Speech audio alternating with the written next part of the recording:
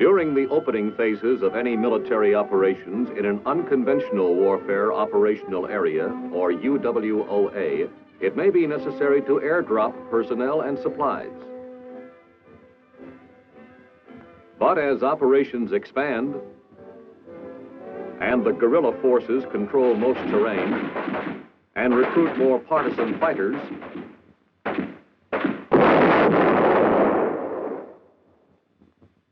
it becomes necessary to find new ways of resupply and ways of exfiltrating people, including key resistance leaders whose lives are endangered by the expanding operations, and whose usefulness can be increased by having them where they can help formulate future plans.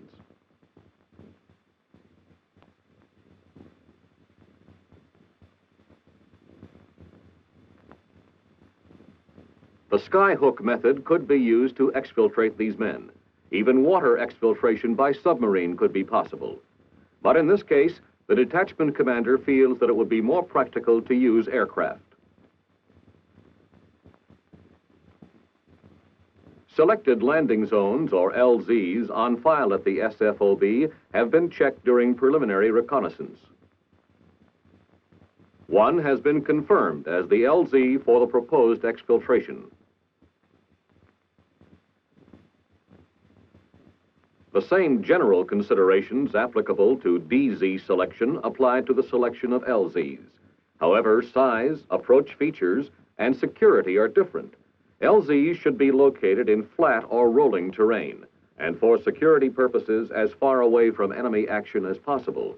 Also away from the guerrilla base to avoid the possibility of compromising the base. In landing zone operations, detection by the enemy is easier than in drop zone operations, since the selected site assumes the characteristics of a landing field after preparation and clearing.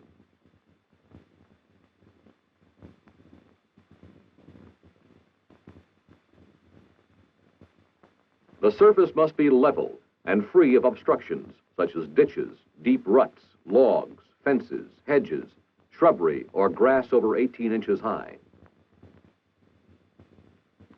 The subsoil must be firm to a depth of 2 feet, otherwise it will not support the aircraft. An improvised technique for checking subsoil firmness is to carry a man piggyback the length and width of the LZ. If the carrier sinks deeper than the thickness of the soles of his shoes, the ground may be considered too soft. Loose gravel or sand is acceptable over a firm subsoil, and the surface gradient must not exceed 2%.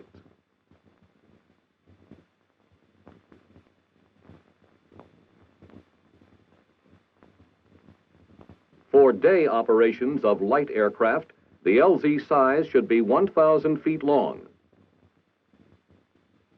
with a 10% safety factor added to each end, and 50 feet wide.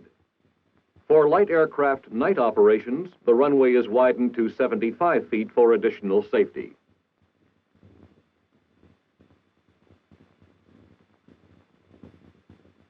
Medium aircraft require a longer runway, 2,500 feet,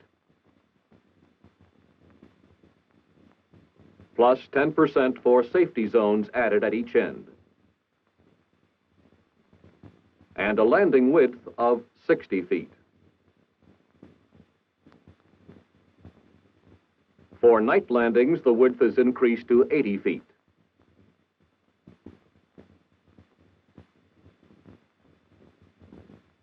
To allow for wing clearance, all runways for light or medium aircraft should have 25-foot strips along both sides of the runway cleared to within 3 feet of the ground. Since aircraft must land into the wind, the runway should be laid out to face the prevailing winds.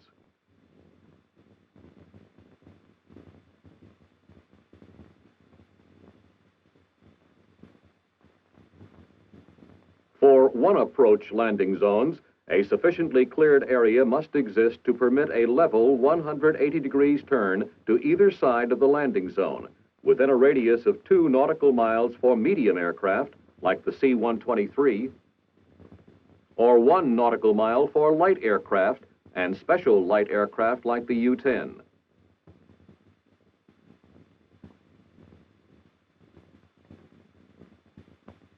Also to be considered are the approach and takeoff clearances. These are based on the climb and glide characteristics of the aircraft. For light aircraft, the ratio is 1 to 20, 1 foot of gain or loss of altitude for every 20 feet of horizontal distance traveled.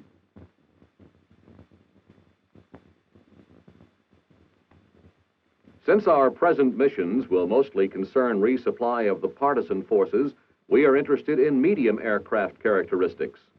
The climb-glide ratio for this type of aircraft is 1 to 40. All heights of obstacles are computed from the level of the landing zone. Distances are computed from the nearest end of the landing zone. Approach clearances from the approach end of the zone, and takeoff clearances from the takeoff end.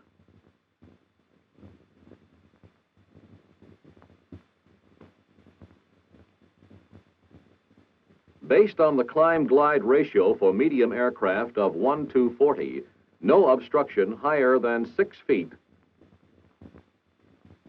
and closer than 240 feet is permitted. A 50-foot obstruction may not be closer than 2,000 feet.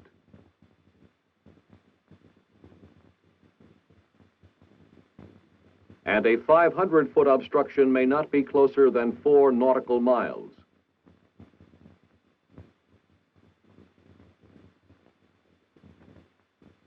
Hills of 1,000 feet or more may not be closer than 8 nautical miles.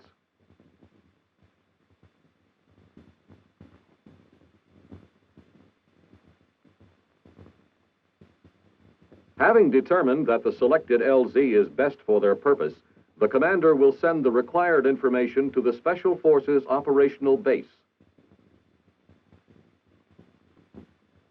The SFOB will need to know the LZ code name, location, axis, description, open quadrant,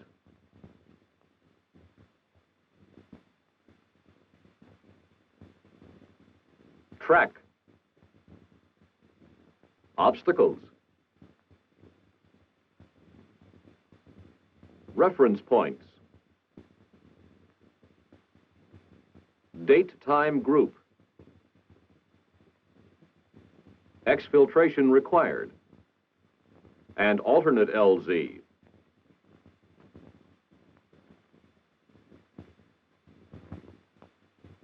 While awaiting confirmation from the SFOB, the commander briefs the command and marking parties in placement of markers. The pattern outlining the limits of the runway consists of 7 marker stations.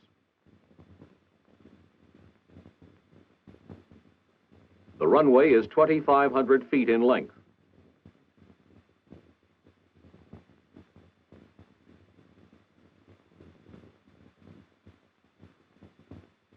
The downwind end of the LZ is marked by stations A and B, which are positioned so as to allow the 10% safety factor.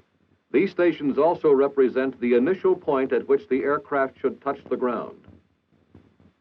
1,000 feet up the runway is station C, the last point at which the aircraft can touch down and complete a safe landing.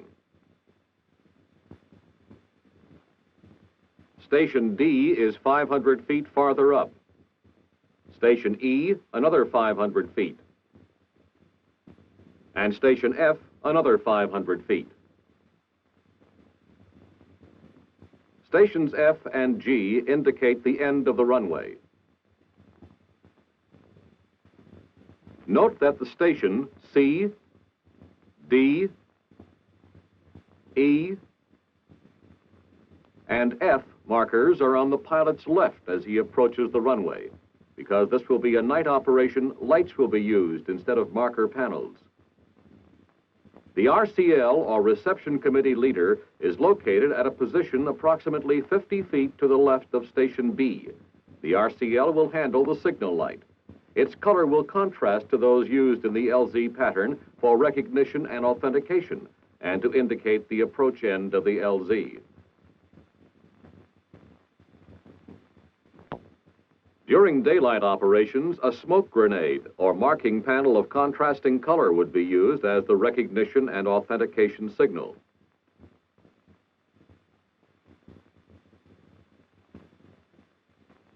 The SFOB, having received the LZ request of the detachment commander, has completed coordination with the Air Force. The Air Force has the responsibility of flying the mission. Therefore, they must check the information and, if necessary, modify it according to their tactical operational requirements. This revised data will be passed on to the SFOB, which will transmit a confirmation message to the detachment.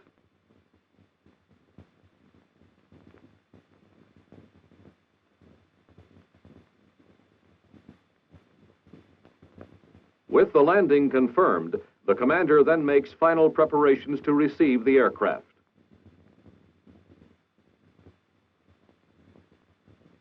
The RCL, the marking party, and the exfiltrators arrive at the LZ, which the surveillance teams and advanced security forces have already checked for enemy activity.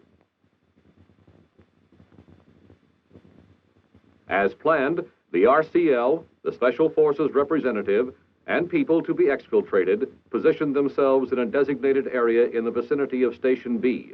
This is the point at which the plane will stop to unload and load.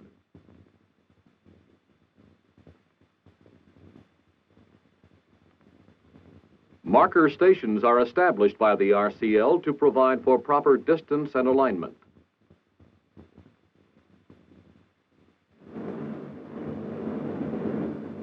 It's almost impossible to hide from the enemy. Not only do they have patrols who can report our activities, but they also possess highly sophisticated tracking equipment.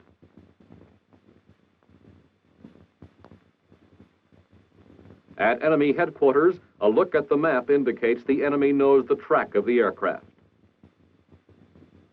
He is also aware that once it is out of his area of influence, he will have difficulty continuing the track. Since he is unaware this is a landing operation, he tries to cover the possible drop zones that might be used.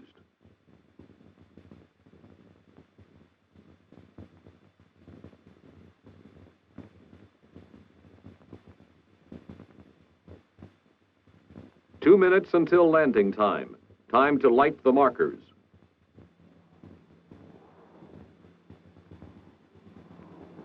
The markers will remain lit for a period of 4 minutes, or until the aircraft completes its landing.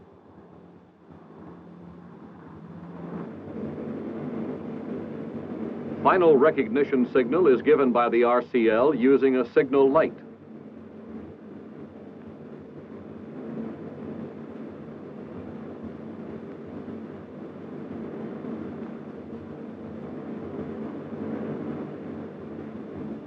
The pilot, recognizing the correct signal, enters his final approach.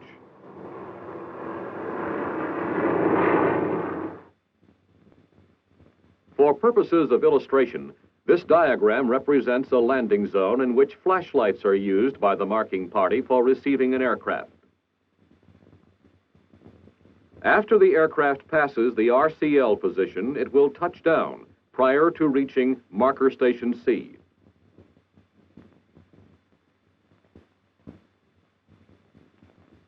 As the plane passes each marker station extinguishes its light, except A and B, which have reversed their lights to shine in the direction of the taxiing aircraft. The RCL, who has taken up a new position between stations A and B, shines his light on the nose of the approaching aircraft and guides it around to park-in takeoff position.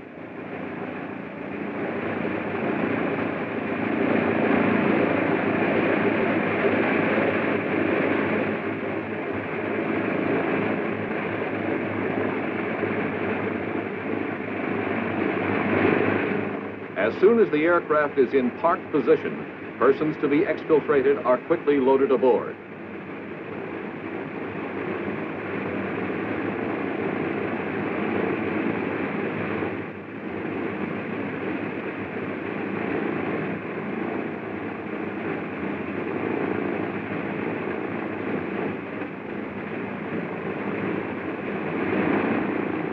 The RCL, located forward and to the left of the pilot, causes the LZ lights to be illuminated. He then signals the aircraft to take off.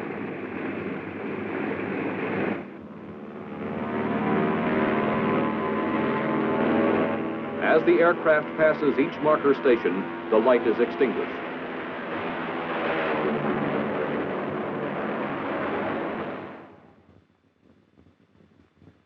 As the UWOA becomes secure, daytime landing zone operations are planned.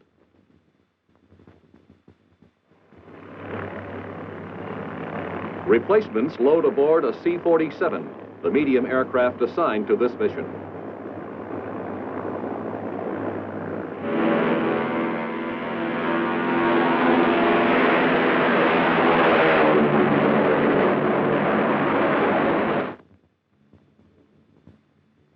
At the LZ, wounded to be evacuated are moved to the vicinity of marker station B. Daytime recognition may be accomplished by a smoke grenade placed 50 feet to the left of station B. During day landings, marker panels replace lights. Markers can be of any color that contrasts with the terrain and are clearly visible from the air. They are held facing the approach path.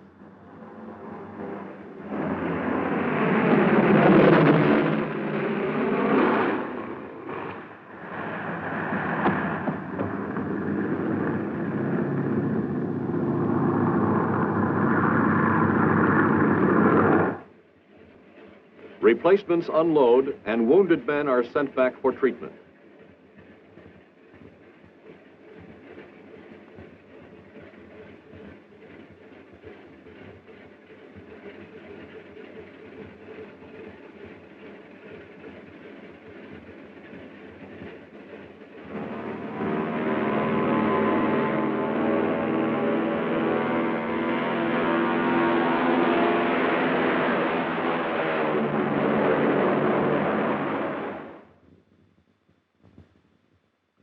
Link-up with other units is imminent. In conjunction with link-up operations, it is deemed advisable that instead of infiltrating a liaison detachment, key personnel will be exfiltrated from the operational area to liaison with the main force and discuss support requirements during link-up. The nearest LZ is a river, and in this situation, where a minimum of personnel are involved, a light aircraft can be used.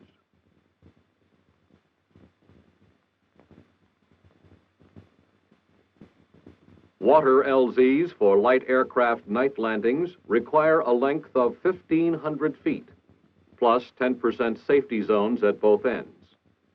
For night landings, the minimum required LZ width is 300 feet, plus a 150-foot safe taxi area.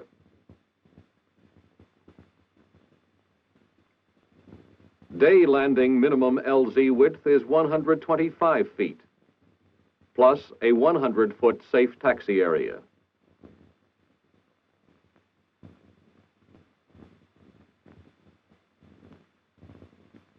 The minimum water depth is 30 inches.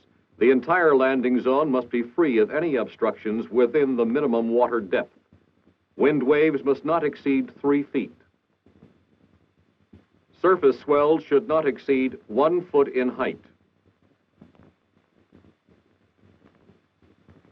And wind velocity must not exceed 20 knots. Crosswind speeds should not exceed 10 knots.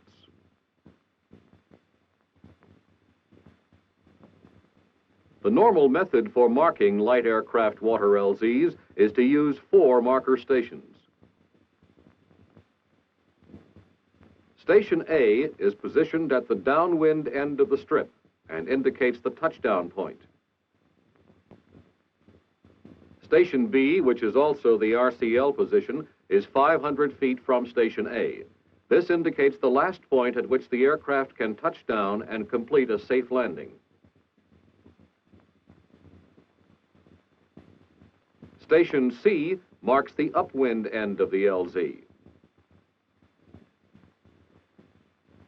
The D marker station is included at the approach end of the landing zone to indicate landing zone width.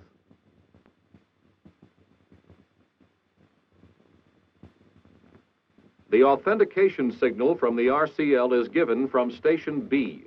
At night, it's a contrasting colored light. During the day, it may be a smoke grenade.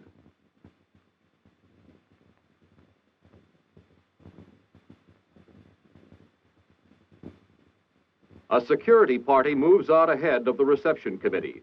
These men will position themselves to command all land approaches to the LZ and make sure that enemy ground forces do not interfere with the landing operation.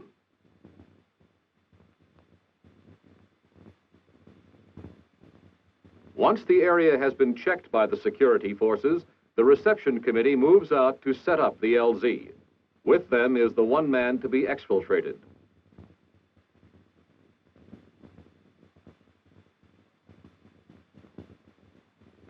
As 4 boats, one for each marker station and the RCL, move out, they check the LZ for floating debris that might interfere with the landing.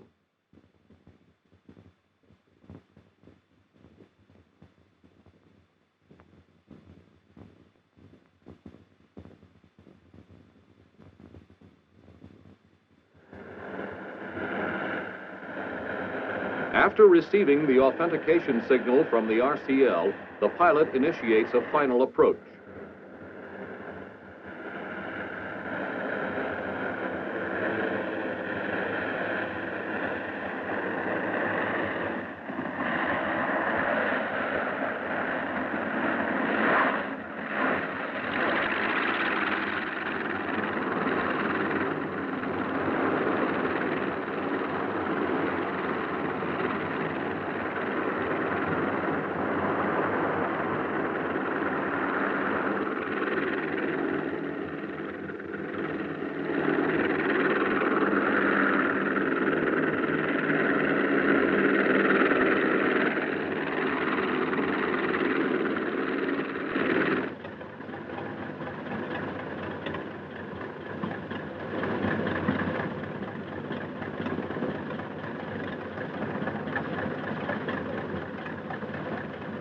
The aircraft taxis to the right around the RCL boat until it is abreast of it, at which time the boat crew secures the aircraft ponton.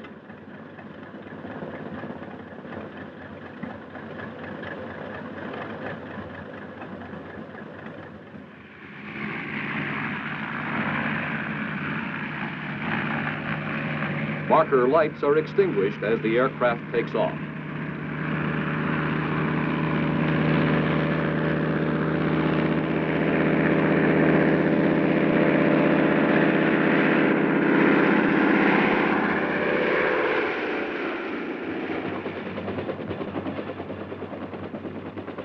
An excellent means of moving supplies and men is the helicopter. This type of aircraft requires its own LZ, entirely different than those for fixed-wing aircraft. For day landings, a helicopter can land in a space slightly larger than its landing gear and with enough side clearance for its rotors. But should it have to land at night, the LZ must be larger.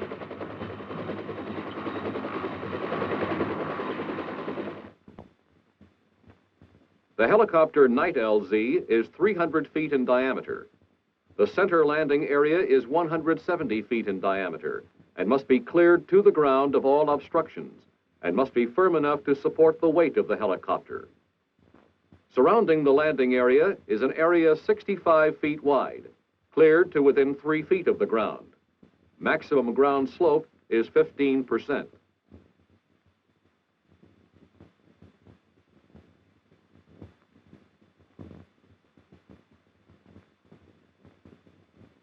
LZs for rotary wing aircraft are marked to provide identification of the reception committee, to indicate wind direction, and to show touchdown area. 5 lights or markers positioned at A, B, C, D, and E form a Y.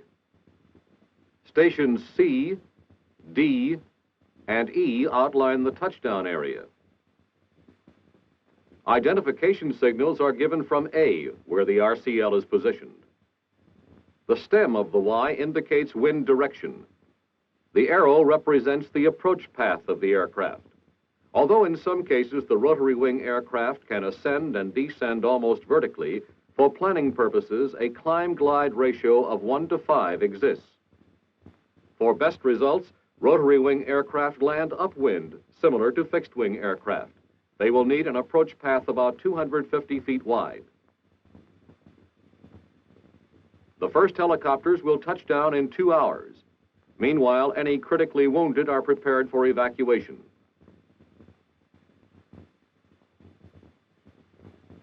To set up the Y signal pattern, the direction of the wind is determined.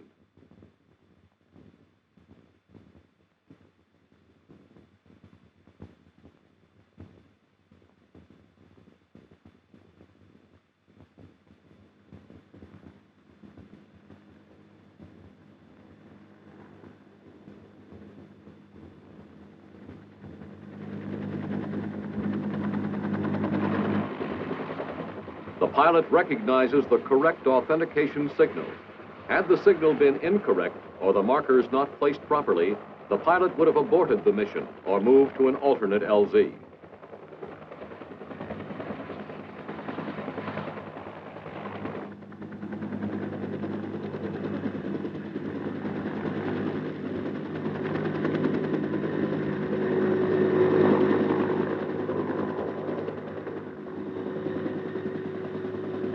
As has been demonstrated, it is practical to land aircraft of various types in almost any seemingly inaccessible place. And where aircraft cannot land, supplies and personnel can be airdropped.